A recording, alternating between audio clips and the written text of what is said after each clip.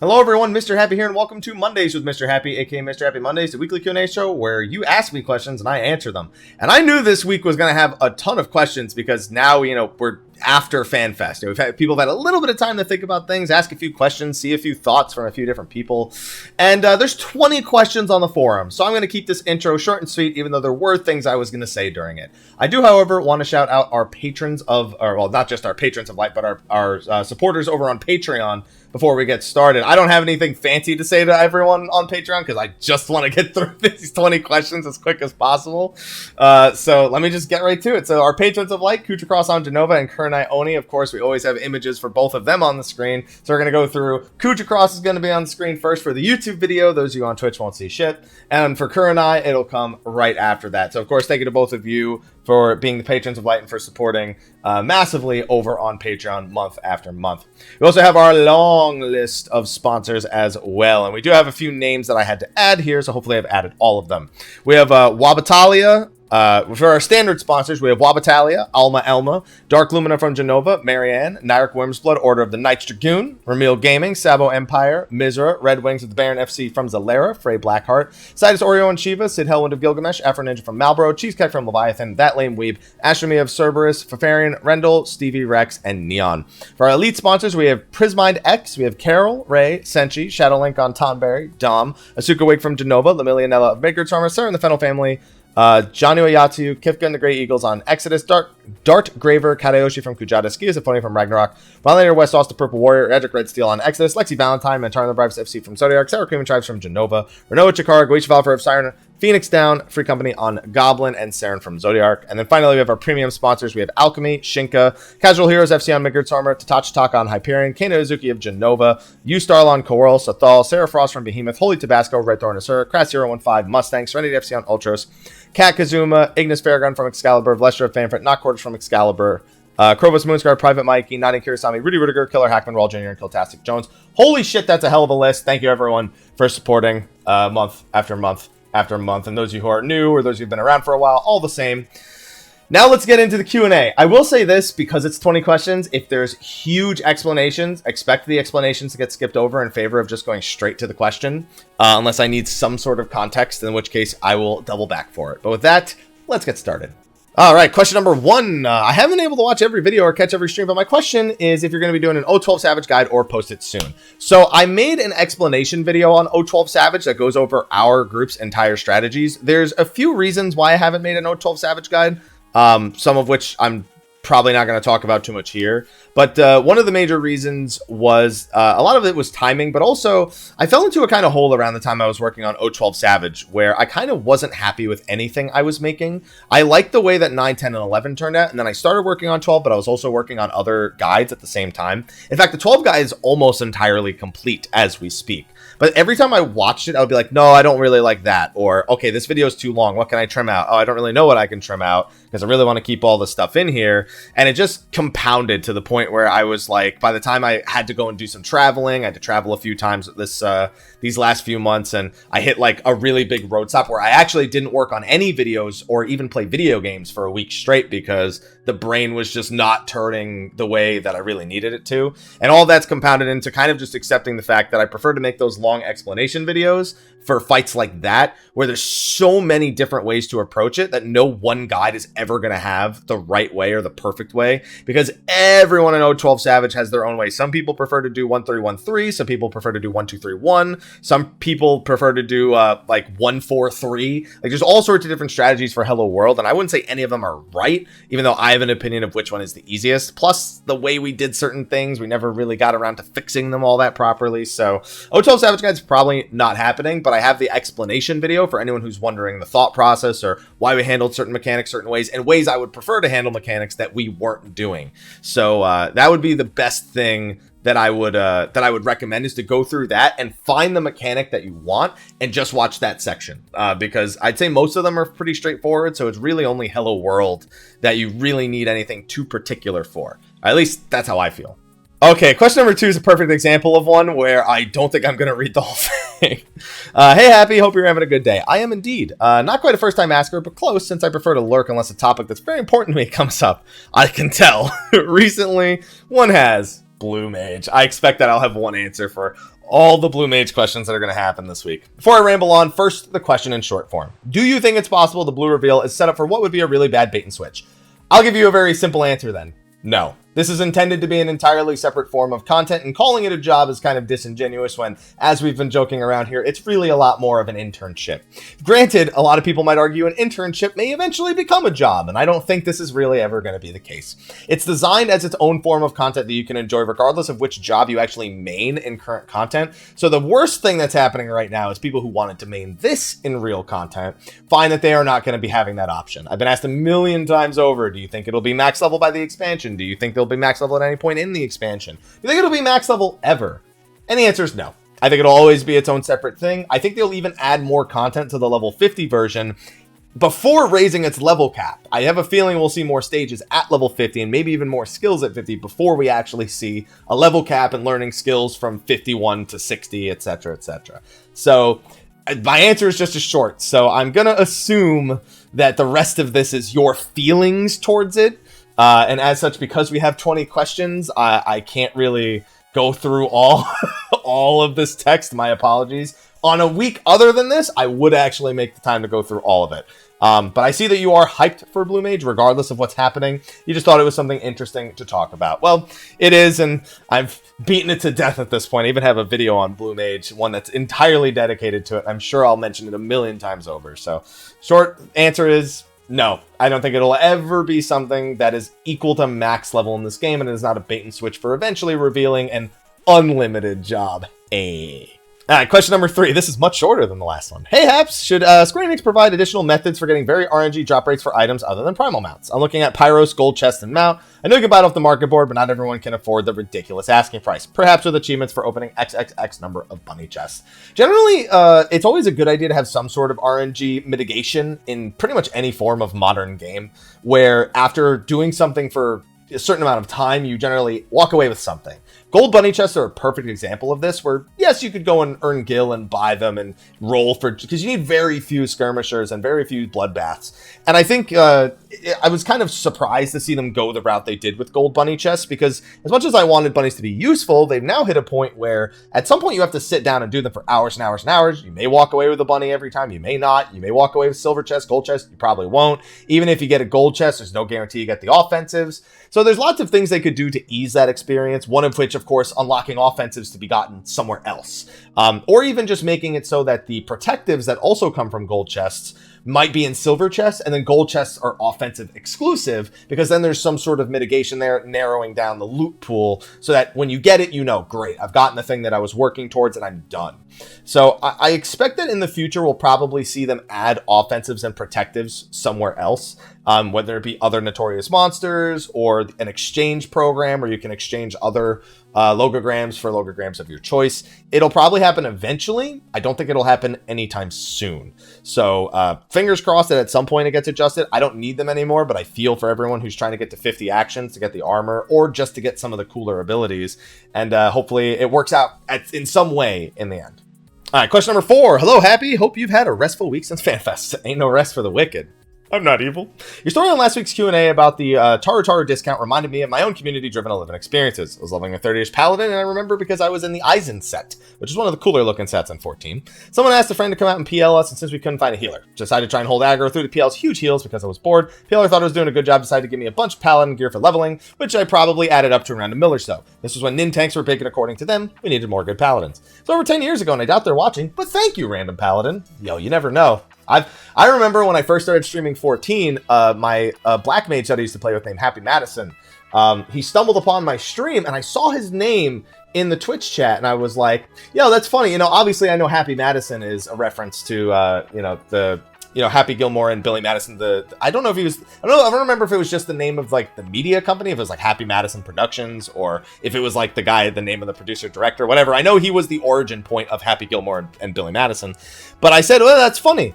I played with somebody named Happy Madison for years in Final Fantasy XI, so I know it's a common name though, so you're not the same person. They go, are you Lil Happy by any chance? And I'm like, yeah, that is Happy Madison right there. Alright, regardless. So I should have another story. So despite Blue being touted as a heavily solo experience, you potentially see a new sub-community of full Blue parties emerging. Oh, it has to. Like, literally, there's no chance of this happening. Obviously, you being from Final Fantasy XI, you're probably thinking of stuff like the full Beastmaster Link shells in Final Fantasy XI. It's going to have to, because outside of the carnival, the big thing that Blue Mages are going to be doing, or trying to do and have fun with, is grouping up with a bunch of Blue Mages and trying to beat shit. Now, we don't know all their abilities, but there's some potential problems to come in with that, which we'll have to wait and see how it actually pans out. But I fully expect fully dedicated Blue Mage Link shells and stuff to start emerging. I don't see any way in which that doesn't happen. But I think my bigger concern is not those emerging to keep the job interest in the job. I think it's how frequently does Square Enix actually update Blue Mage and its content, which is why I'm hoping that since they won't always be raising the level cap every patch, or they said in subsequent patches, but we don't know which patches they're going to be raising it, that maybe there's going to be, you know, some updates more frequently than features such as Eggy Glamours, you know, which, you know, kind of just don't get much. You know, maybe there'll be some. Maybe there'll be some. Maybe it'll be some. All right. So, yeah. Thank you for the question. All right, question number 5. With the introduction of limited jobs, it's already, 3 Blue Mage questions, 5 questions in. Hey, why's my following alert on? That's not supposed to be on during this. That's all right. You know, somebody followed me. Anyway, with the introduction of limited jobs, I personally see so many possibilities in receiving jobs as content that we otherwise wouldn't see. In addition to the already touted Beast Tamer, I like people using the word touted, by the way. Beast Tamer and Puppet Master, I could see us getting Chemist or Arithmetist. Chemist is kind of silly because we have Alchemist. So if Chemist is going to be in the game, I think it being side content is a little redundant, personally. Arithmetician also being the same thing. He did say he'd like to add it. Oh, God. Since the playstyles wouldn't really fit into how the game is designed, without deviating from the classic feel. So my question is, are there other jobs you feel could be on the short list of additions to the limited job system? Also, do you feel that devs are putting too much on themselves to create more limited jobs by introducing a limited system, given the rather smaller staff? Let's be clear, Final Fantasy XIV does not have a small staff. They have one of the largest MMO staffs in the industry. Most of them, however, are not battle designers, is the key thing. They have a small number of battle designers, but they have a shit ton of everything else. So I don't know if that necessarily plays into that much effect with this, but I do want to just make sure that's abundantly clear. I feel that even in the 4 I listed alone, that would be a lot of development resources, might hinder creation of additional limited jobs, possibly pushing. So I'm personally of the opinion that limited jobs shouldn't be a thing. If it's fun in the iteration we get, great. But I'm much more interested in the idea of taking jobs and making them work in 14 versus preserving their identity outright and making no compromises whatsoever. Because I think when you make no compromises, you have to be creative with how they're implemented. When you make compromises, you have to be innovative in how to fit them into your system. So I prefer no limited jobs at all, personally, and to see them come up with ways to make these jobs 14 exclusive. They did it with Dark Knight. They've done it with Red Mage. They've done it with pretty much all the jobs in our game, and some of them more so than others. Bard being another huge example of that normally not being a bow touting DPS, since everyone likes using the word touting or touted. But I don't really want to add more jobs to that list because, like, don't get me wrong, if I'm not going to get those jobs any other way, okay, I just don't think that is the best result. I don't think it's the best idea. I'd rather see them take the system we have and do more interesting things with it than say it's too different, let's make it something else. That's my own opinion, but that's my opinion. All right. Question number 6. Hey, Mr. Happy, how you doing? I'm doing all right. You doing all right? I'm doing all right. No bonus, unfortunately, but I did want to thank you for how generous you were with your time at FanFest. I don't know if you remember me or not, but I was the guy who asked the question about tank accessories during the Q&A. I feel like I've spoken to you since this question, or since FanFest, before reading this. You came by my stream. Well, yeah, you did. You did come by my stream. I'm pretty sure you came by my stream, because this is the second time I've had this conversation already. So I do remember you, and now I remember you more. Anyway, a thought occurred to me as I drifted off to my sleep for the first night home from FanFest. During the keynote, they presented a slide that said multiple new jobs, since Blue Mage is technically a Stormblood job, and it will be releasing with patch 4.5. What do you think the Chancellor might surprise us with 3 new jobs and Shadowbringers? I won't say 0%, but my heart says 0%. 2 jobs. I expect a tank and a healer. That's my own personal The multiple new jobs is the same exact thing they said for Stormblood, and it was 2. So the term multiple just means more than 1. And thus, it holds no weight for me, I guess, if that makes sense, as a phrase. As a point, it's like when they say challenging new dungeons, and I'm like, yeah, I'm going to roll right through those, so you might want to change the terminology. They didn't even say challenging new dungeons this time. They're like, okay, don't use that word. They just stop using that word. As a point of comparison, this would be similar to when they released Ninja during A Realm Reborn, and then did 3 jobs at Heaven's Word, which they said was almost the death of them, so they'd never wanted to do it again. So Blue Mage is kind of like the one exception, but they also 1 and 2 makes a lot more sense. How excited would you be for 3 new jobs? I mean, don't get me wrong, if they do it, it'll be cool, but I think, no.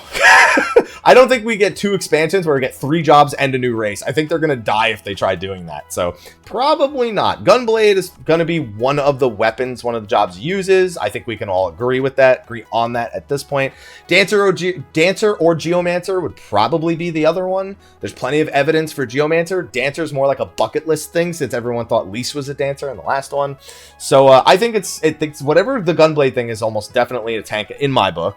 And Dancer or Geomancer is probably a healer. I think they're gonna give a new tank and a healer. I think they've learned their lesson with the DPS thing and what the reaction was, even if the reaction did eventually fade out and not matter. I think both of them are deserved their dues at this point. Thank you for asking the question, and I look forward to making more content for you and for you to enjoy it. So thank you. All right, question number 7. Greetings, Mr. Monk Happy Dude, yo. I don't know why I read it in this voice. Now I feel like I have to read the rest of it in this voice. New poster, so here's the best food you can think of for figure you'll pick an unlimited lightning stacks from Monk. I just suck at the game, man. I'm 383 Samurai and Monk and 378 Ninja. My Monk and Samurai can beat Sigma 4 with 15 seconds to spare. My Ninja, on the other hand, which my static wants me to main, always gets it 3 seconds before I fail. Practicing every day and all making it past those few seconds. I don't want to give up on the job, but I feel like I'm not getting any better. To top it off would be all the guides and walkthroughs are freaking hard to understand. Legit getting downed on myself because I can't seem no matter what, always following away by everyone else. I'm not even reading the words anymore. I don't even want to be seen as the hardest player. Always talk about it, feel like you can't get out of the, you suck bucket, any advice. Oh, you want more info? I'm sitting at 6k on Samurai and Monk on that dummy, and I barely hit 5k on Ninja. Once again, it's 378. Am I just that bad? Wait, Sigma? You can't mean the Sigma 4. No, see, if you're not killing the Sigma 4 one as a 378 Ninja, yeah, that's gonna be problematic because we've been able to beat the Sigma 4. I think you mean Alpha 4 because we've been able to beat the Sigma 4 one since like item level 3, like 40 and like 345. So you probably mean the AlphaScape one. That being said, practice food pots. I hope you're using all of those things, even when you're going up against the dummy, because 378 is still a relatively low item level, and some of those dummies early on for stuff like AlphaScape for some jobs could just be stupid. Like I know tanks and healers often have really dumb DPS numbers that dummy wants them to hit, and I know that some DPS jobs also have the same issue where one job could be like ranked by the players to be like a significant decrease in personal DPS, but their dummy wants them to be like just barely on par with one of the other more powerful jobs. Now I don't remember what the rankings are for the individual AlphaScape ones, especially Alpha 4, because I haven't used Stone Sky Sea in a pretty long time, especially not with AlphaScape, but that could be part of it, because being at 1k up on Samurai or Monk is not that much more surprising, and Ninja does take a little bit more practice to understand the small intricacies of it, even if it eventually falls into a pattern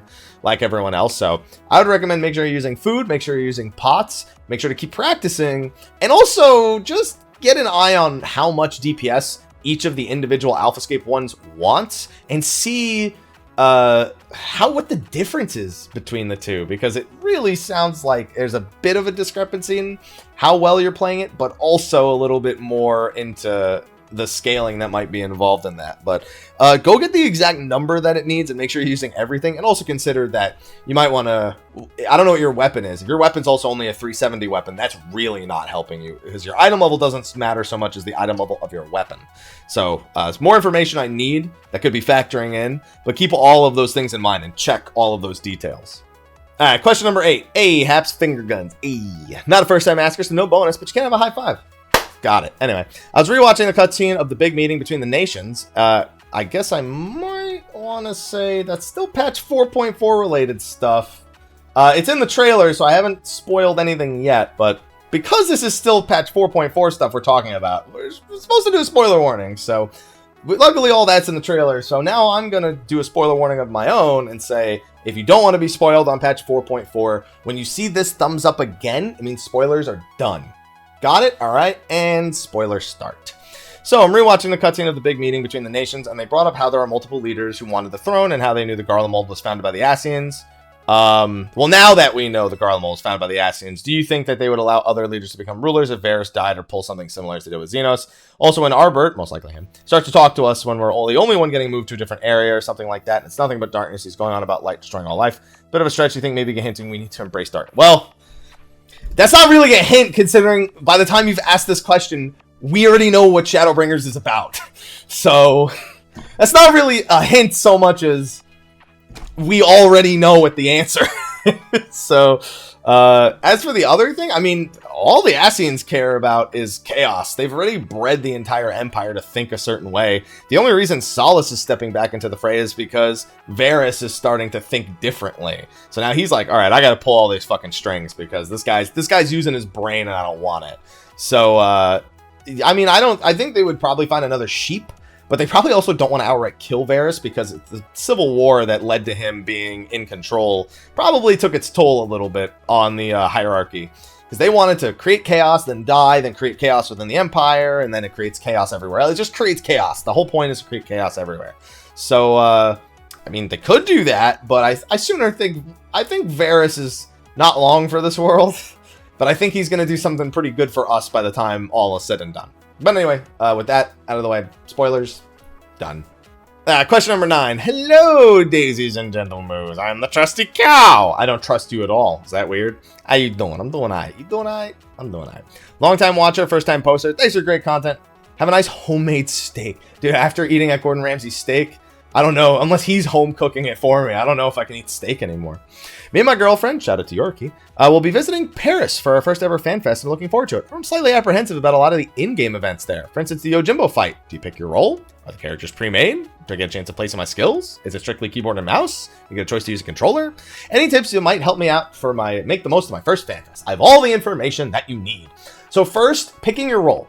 Picking your role, basically, if you go in with a pre-made of 8, you can all pick your roles beforehand and everyone can play what they want. If you're going in with random people, you might want to discuss with the people around you, hey, what do you play? Hey, what can I play? So that way everyone can get an idea of who's going to be playing what and get everyone on the thing they're most comfortable for. But you do have the ability to change your job on the character. Now, they do give you a pre-made character. I can't remember the item level of the armor. I want to say it was 370 or 380, but I don't remember because I didn't really pay much attention. And they'll give you anywhere from like 5 to 7 minutes to move your skills around, change key bindings. They'll fix it all when you're done. And so, yeah. And also, you can choose to play with a controller instead of a keyboard and mouse. There will be a controller plugged into the PC, or you can just use the keyboard and mouse that's right in front of you. So they give you options, but the biggest thing to overcome is the only 5 to 7 minutes you have to actually adjust the key bindings. A lot of the times it doesn't feel like enough, and you kind of just pick the actions that are the bare minimum for you to get through, since you probably won't have the time nor the comfort to get everything exactly the way you want it. But you will have time to do that. So yeah, it's all. Hopefully that answered everything. And good luck. I don't want to say anything more about the Yojimbo fight itself because I know everything about that fight, and I want to make a video on it, and I'm going to. So anyway, I'll actually have a guide for the Yojimbo fight out before you get there, because I'm going to make a spoiler-less guide with just charts or just like graphs to show people like what they want to do if they're at Paris and Japan. So yeah, please look forward to it. Hi. Question number 10, halfway there. Hello, Mr. Happy. Hello. Very brief question for you this week. Apologize if it's a repeat. What in-game foods do you most want to eat in real life? Dude, I love this question. I answered this question like 2 or 3 years ago. Dude, I always had such a hard time because back when I got asked this, I think like deviled eggs and like one of the risottos was one of the things. I always have such a hard time, but it's actually, for me, it's any of the meat dishes because I love meat.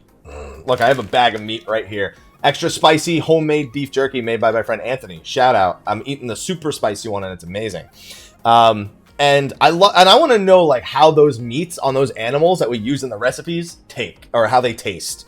Because I want to know if there's like a different flavor profile in there somewhere. If it's just like, you know, stuff like we have, you know, maybe a cut's like more tender or something like that. Oh, I want that. Any of the meat dishes. I want a dragon steak. I want to know how dragon tastes. That's got to be some good shit right there. So yeah, that's going to be the answer to my question. Enjoy. All right, question number 11. Hey, Mr. Happy, longtime watcher and sub, but first time posting, so I have a bonus of a blitzball. A blitzball not sucking as much as you think it will. Okay, if you're gonna give me something blitzball related, this is the most acceptable form of it. Been trawling through all the info that came out of FanFest. Can't help but notice there was nothing I saw concerning the collaboration between 14 and 15 for the 14 side of it. Was wondering, did you hear anything about that while you were there? No, we didn't hear anything at all. I kind of forgot about it in lieu of all the Shadowbringers news. And then somebody brought it up to me. I think it was Fusion from Gamer Escape. He's like, yeah, we didn't hear anything about the collab. And I'm like, you're fucking right. We didn't. And now that makes me think. So we know we're getting the 15 side of the collaboration on December 13th. That's going to be the Garuda encounter plus the quests over in Final Fantasy 15. I'm wondering something because I remember when Eureka launched, we thought that Eureka was going to come in, Pagos was going to come in 4.35. And they ended up not putting it in. There, and instead they put, what was it, Heaven on High? Was it Heaven on High and Rathalos, or did Rathalos come out at the same time as Pagos? I actually can't remember right now. I'm pretty sure that Rathalos came out at the same time as Heaven on High. And no, I can't remember. I think Rathalos came out at the same time as Pagos, and Heaven on High came out beforehand. But basically, there was this whole like weird thing where we thought we were gonna get Heaven on High and Pagos in the same patch. And then Rathalos came into the mix, and we got Heaven on High, and then Pagos and Rathalos came later. And there was this whole, like, hodgepodge of, like, when the content was actually coming out. And I remember hearing, was it from Yoshi P, or was it just on Reddit somewhere, that they were, like, spacing out the content, like, in this more deliberate fashion to stretch 4.3 to 4.4 a lot more. And I'm wondering if they're doing that here. Now, 4.4 going into 4.5 is almost done. So if they release that, it's going to overlap with the Starlight Celebration, or it's going to overlap with New Year's. So I'd have to imagine that they probably don't want to overlap this event with those two things, because those are their in-game events. So they probably wait till Starlight Celebration is done, wait till New Year's is done, and then do it. But that's right when 4.5 comes out after all that's done. So would they then wait until between 4.5 and 4. And then 4.5 part 2? Almost like to stretch out the content. That makes the most sense to me for them to do something like that. And because we didn't hear anything about it, if we don't hear anything about it in the next live letter, then I'll be really surprised. Then I'll be convinced they're doing it that way. And even if we do hear about it in the next one, they might tell us they're doing it that way if they are. But the fact that it's not coming at the same time as the 15 side of the collaboration tells me that there's something timing related going on. Either that or it's not done yet. But we've had years to get it done, so there has to be some inclination of what it is and what it's going to be. I just want to see something, man. I just want to see anything regarding this event. There's also the question on if it'll be something permanent like Rathalos and Garo, or if it'll be temporary like Starlight Celebration, which comes around every year, or like the Lightning collaboration or the Dragon Quest collaborations, etc. So we pretty much know nothing, and that's all speculation, because we literally have been told absolutely nothing. We should have even said on the 15 broadcast they'll talk about it soon. Didn't talk about it at FanFest, so I guess that's not soon enough. All right, question number 12. Hello, mister. Hello. What is the best way to level up a job from 60 to 70? More specifically, warrior, if it matters. Oh, dude, you're a tank. You just fucking queue up for dungeons over and over again. You don't even have to suffer through Heaven on High. Would it be just doing the daily roulette and using food, daily hunts, PvP? So PvP actually is a pretty good way to level up from 60 to 70. I would just say, not even your roulette. Like, yeah, do your roulettes every day, but just spam dungeons. That's it. Like, you could spam Heaven on High if you want. But I mean, if you're a tank and you have the ability to get the fast queues for regular dungeons, I'd probably rather do that than Heaven on High. So probably, yeah, just spam dungeons, do your roulettes, and if you really want to, you can PvP. But, I just, those things. And then Heaven on High if you want to switch it up. Any of those things. All right, question number 13. Hey, Haps. Hello. Just curious as to which job role you feel you can carry a pug/duty finder. Obviously, some parties are beyond help, but sometimes there's a particularly good player who gets the party through. The answer to this is always the healer. The healer, hey, someone's doing less DPS. A good healer can pile some DPS on there. What's that? People are getting hit by things they don't need to be hitting. A healer taking the extra time to manage the reses, manage the MP. They're going to be the ones that are key to that. Sometimes a caster helps with that too, but really it comes down to the healer, because if the caster dies, you're screwed. Tank maybe isn't using cooldowns properly. Healer's going to be the one on charge of that. I mean, the thing is, any of those things get screwed up, people are probably going down, and it's probably going to end in failure, like you're saying, beyond help. But the amount of things you can do to help through content as a healer is monumental, I feel, compared to the other ones, because you are responsible for what could potentially be every single thing that goes right or wrong in that fight. Please respect your healers, and if you are a healer, make a difference, because the power is in your hands. All right, question number 14. Hello, Mr. Happy. My question is simple. Why does the game lock you out of Savage loot if you do the raids out of order? I've asked numerous other players this, and the only answer I ever get is the explanation of how it works, not why it works. If you do Alpha V2 before Alpha V1, you lose out of loot on V1. But why? I know it's not a huge issue to do them in order, but I also don't understand the lockout. What would be the problem if my raid wanted to do V2 first, then go back to V1? Why is that such a bad thing? So the main reason for this is because of the way that actual raid progression works when the raid is brand new. So let's say that your system was in place all the time. And I'm gonna get to a contingency for this, don't worry. So let's say it was in effect all the time, and you had to do, and you could just go right to the final fight. That would be kind of weird, because the World First Race is about clearing all the fights in order, and about general progression is about the difficulty curve of going 1, 2, 3, 4, and it getting gradually harder throughout the way. And so if you suddenly take that out, people who are capable are literally just going to go to the last fight and start progging on that right away. Now, I will say this. There is, of course, the question, what if after we've cleared it, we've cleared everything for the week, why is it still like that? So I'd imagine the reason is because it's still locked the same way. It has to be locked the same way every week, probably because of the loot lockout swapping every time. So it probably has to keep the system, like, I guess, in check the whole time, and it has to keep it the same way to make sure that nothing gets abused or nothing gets misused in pretty much any way. That's why the only way you start being able to do them out of order is when the raids are completely unlocked, or at least do them out of order regardless of where you've progressed in the week and without an actual loot lockout overall. So those are my explanations. Those are the whys, or the probably whys.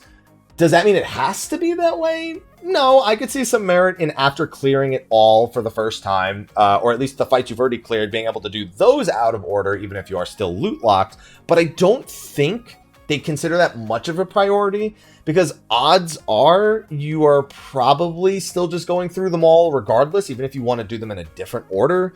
So I see the one major benefit probably being like, okay, we only have an hour, and we need to get, like, pants.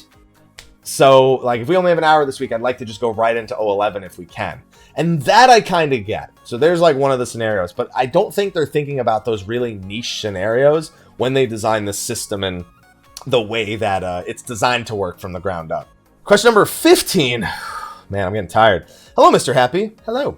As a main dark, since the moment I stepped foot in Ishgard, and a blue fan, the NA FanFest was great for me. My heart is still bleeding that I can never be a blue mage main, or the fact that I may see me already killing extreme primals over and over for the rare chance to obtain a skill. I'd like to ask you if you ever had that kind of moment in the game as well. You were hyped to no end, only to drop from the heavens after getting more details. Thanks, and have a nice day. No, I've had moments where I take a step back after I'm super hyped. So let me give you an example of something more recent. I love the Devil May Cry franchise. Even DMC Devil May Cry, which is not one of my favorites. I still at least enjoyed the effort that was put in, just a little over the top in certain regards, to character development, from a gameplay perspective, and even from certain story perspectives, like with Virgil. I even appreciated that one. Devil May Cry 5 is coming out, and I am hyped for it beyond all belief. However, when they announced that you'd be able to purchase orbs in order to purchase upgrades in the game, like a microtransaction style, I kind of like was it Shadows of Mordor? Which one was it? No, it was the second game. I can't remember what it was called. But, yeah, kind of like how you could do it there. I'm never a fan of that design, because just play the game. I don't know. I'm just like, is it harming me? No. Am I still hyped? Yes. But I look at that and I go, oh, come on. Did that need to exist? You know, I don't know. I don't like those specific aspects. It makes me look at the project as a whole. Like, I hope it's not designed around that, because before, like, playing the whole thing, there's always that fear that it's core to the game design, that it just takes a long time to do stuff to encourage the use of that. Yeah, but I wouldn't say I'm ever, like, I don't fall from the heavens. I just take a step back. I'd say that's the more accurate way to put it. All right, question number 16. Hi, Mr. Happy. Hope you had a good Thanksgiving. First time asker and a long time viewer. I did, and I hope you had one as well. Finished the rest of our leftovers already. Now I just got some apple cider left to chug through. My question is regarding main story quests. MSQ is really good, and I can't wait for Shadowbringers, but it always bothered me that your character just nods to everything. I don't mind the nodding, I just wish they had a voice. So I think can't Square hire the voice actors to do general voice for female male warrior of light. Okay, so I think I know where the rest of this is going. So you want the main story to be a little more engrossing with storylines, stuff like that. Yeah, so a fleshed out scene, yeah. So here's the thing about what you're asking. So when you voice and write dialogue for the other characters in the game, they come in and out of scenes. You're never like writing a ridiculous amount for every character because they're falling in and out of scenes. But the Warrior of Light is in every single one, and there are like 10 or 11. That's not that many voices. There's a ton of different voices for each person. Then it has to be translated into 4 languages with the same amount of voice options, and it suddenly becomes almost as if you're writing an entire new expansion worth of dialogue and text and everything. And so you kind of have to design it that way from the... Oh, there are 12 voices per race, Jesus. You kind of have to design it that way right from the get-go. And even then, not everything would be voiced, so I kind of understand why they don't.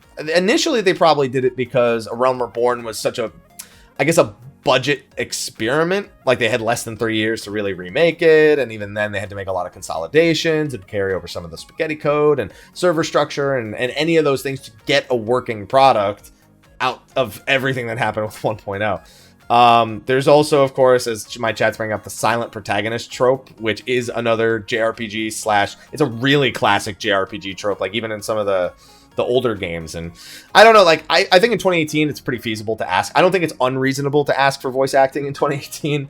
I think that under all the circumstances the game went through and how much dialogue there already is now, and going back and adding it for 2.0, 3.0, 4.0, 5.0, and on top of that, then for every side quest you also still need to go back and do it, unless you want him to be a silent protagonist for just the side quest, but voice him in the main quest. Or then, not even that, but even if you don't voice them for certain things, you still need to write dialogue for them, because otherwise they're the silent protagonist some of the time, and they're the non-silent protagonist some of the other, like,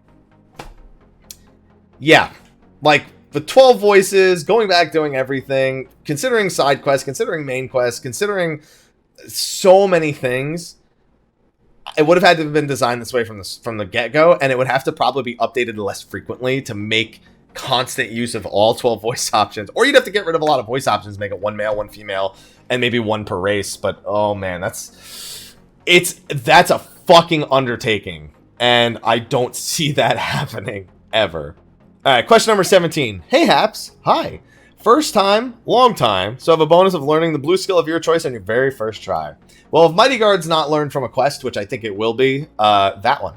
I've been trying to wrap my head around the TP-MP combining, and maybe this is a little rhetorical, but Square Enix not just be deleting TP, as in, look at our 4.4 kits, remove all TP costs. When anything bad happened, yeah, because then we'd only have MP. So basically, you'd be completely removing... So here, okay, so actually, let me give you the broad scope of all of this. Let me read the rest. Aside from AoE and spear throw button, Square Enix has low-key been deleting TP from the game for years. Every time a job has TP issues, they make changes to make a job not have TP issues anymore. You need an entire resource and a bunch of associated skills in the game just to slow down dungeon runs.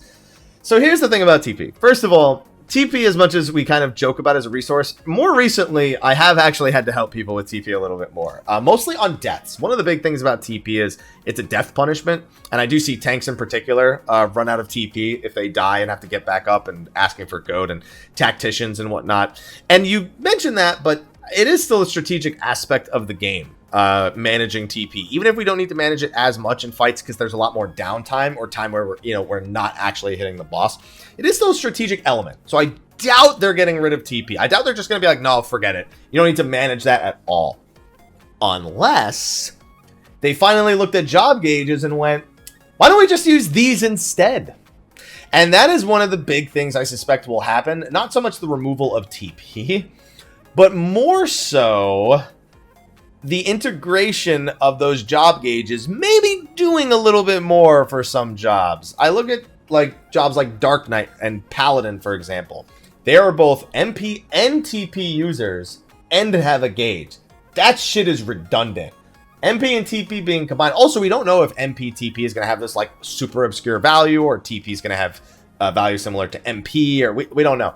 But those job gauges that are used for like 2 abilities. Oh, Sheltron and I don't even remember the name of the fucking skill anymore. The throwing the fucking buff on the other, whatever. I don't care. You know what I mean? There's like 2 skills that Paladin uses for that gauge. That gauge is meaningless. And I feel like they need to make that adjustment for quite some jobs, and I have a feeling we'll be seeing job gauges used in more interesting ways. Intervention, that's the one. And that's going to be a big way of how they mitigate this. There's a lot of jobs that use both MP and TP, and there's jobs that just use TP, and having TP removed is kind of a big deal. So I don't suspect they'll just go resourceless on a lot of skills, but the resources we already have, or the new resources we may get, now that's a different story. Hey, Mr. Happy. Hello. I have a question about PvP. I stopped playing World of Warcraft, and I am really enjoying 14, but I do wish the PvP was more popular and enjoyable. Why do you think 14 hasn't added more smaller scale PvP game modes instead of the releases of more 72 modes? I know there is the Feast, but I wish there were more 8v8 modes. Dude, I just wish there were more not... So I think the main reason they do large scale is because that way players who are nervous don't have to worry so much about their individual performance. What I say to that is, who fucking cares? It's PvP. Like, don't let that alone restrict you from doing like a 10v10 capture the flag or something like that. So I agree. I don't know why we only get 48 and 72 man content and then Feast is 4. And it's like, just fucking make something that's 8v8. Like every time people get 8v8 v8 in Frontlines, they're like, well, this is the worst shit ever. Yeah, because it wasn't designed for that. It was like a fail-safe in case queues weren't popping. Just give me some, like, normal modes. What happened to just, like, a normal PvP mode? What happened to Capture the Flags or King of the Hills? And, I mean, technically, almost all of our modes are King of the Hills, but what happened to those modes? Like, we have so many classic PvP modes we just don't use because we have to do these, like, 48 to 72 minutes. I completely agree that I would love more smaller scale PvP modes that aren't just meant to fit as many people as humanly possible. But, we'll see. I want Seal Rock back, personally, as my chat's bringing up, but even that was 72 people, so meh. Fingers crossed, I don't know. Question number 19. Hi, Hap. Hi. I just finished watching the catch-up Eureka video. I finished Pagos, and now I only get to do the challenge log and Anonymous until I'm 49, and then I... Don't do that! Get into Pyros immediately. Wait a minute, I finished Pagos, now I get to only do the challenge log until on... No! Go right into Pyros. Do not wait until you're level 49 to go into Pyros. You know how many logograms you get? Dude, you're gonna have to D-level to 46 to get mitigatives anyway. Get your ass in there. Trust me, you're gonna get 49 be like, how do I get mitigatives? And everyone's gonna be like... Did you not kill elementals at 43 and 46? And you'll be like, no, I came in here at 49, and they'll be like... Yeah, maybe shouldn't have done that. Get your ass in there. Should the aggro type from monsters in Eureka be visually indicated? I think it should be educated more, but visually indicated? I don't know if that's necessary, because the rules are pretty simple. Undead or blood, elementals are magic, anything with eyes is sight, anything without eyes is sound, unless it's blood or magic, and then touch is just bullshit. You walk through the center of a mob's hitbox, and all of a sudden it's like, I'm going to ignore all 4 of those things, and you're mine now, bitch. I don't know why it does that, but it does it anyway. So I think they should educate you when you get into Eureka, but no one reads shit, so I guess it wouldn't matter all that much.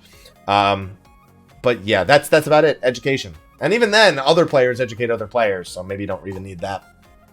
Alright, this is the last question. Holy shit, I made it. Hey, Mr. Happy, hope you're doing alright. I'm swell. With all the expansion craziness this last week's, everybody is talking about the new jobs and Blue Mage, but I've read little to none about our current jobs. Granted, none is the amount of information we have, and asking about speculation is kind of pointless, but what I want to ask you is what kind of changes to jobs that have been done from Heavensward to Stormblood. I've never seen Heavensward called HS, so I was a little confused at first.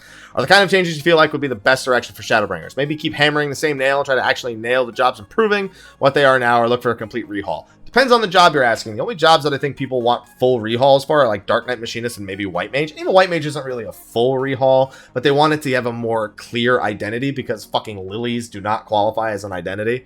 All the rest of them, I feel like they did pretty well. Samurai, Red Mage, Bard, I think if they fuck with Bard, I'm going to be furious.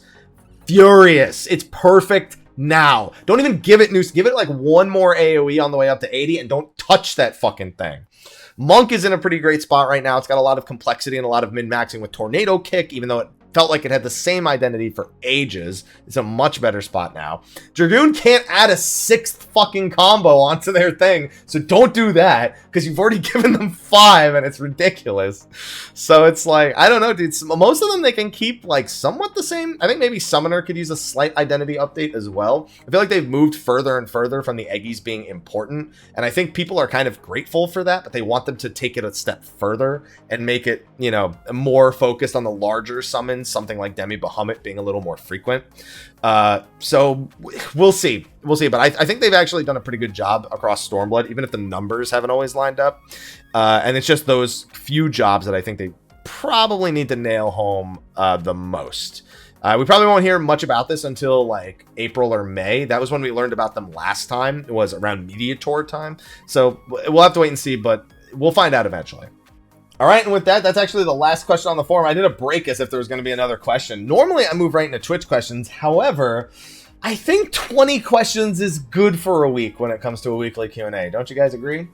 So anyway, that's going to be a wrap for this episode of Mondays with Mr. Happy. If you have a question for the weekly Q&A, sorry, I'm looking down at my Switch often. If you have a question for the weekly Q&A and you want to make sure I see it, like those 20 questions, go to the Dream Network forums, and when you see the form, in fact, I'll make it right now. I'll make it while I'm in the middle of typing this out. I'm about to clickety-clack this all day. Let's see. Let's go back up.